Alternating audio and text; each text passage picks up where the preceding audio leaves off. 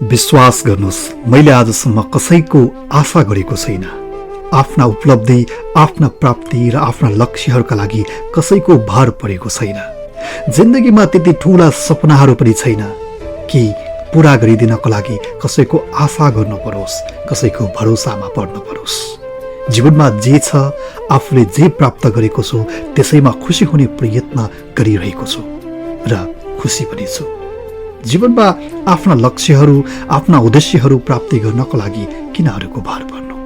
तपाईले सुन्नु भएकै होला, जब आशा गरिन्छ नि, आशाले निराशा बनाउँछ।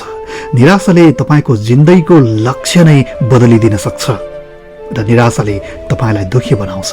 जब तपाईँ दुखी हुनुहुन्छ, तपाईको सुखी संसार कहाँबाट प्राप्त हुन्छ र? त्यसैले जीवनमा आफ्ना लागि र आफ्ना उपलब्धिहरूको लागि आफैले कडा मेहनत गर्दै, आफैले कडा परिश्रम गर्दै, आफैले उपलब्धि प्राप्त गर्ने मार्गतर्फ अगाडि बढ्नु नै सबैको लागि उपयुक्त हुन्छ। किनकि हरेक मानिस आफ्नै जिन्दगी र आफ्नै संसारको लागि जिइरहेको छ र ऊ आफ्नै उद्देश्य प्राप्तिको लागि कुदिरहेको छ।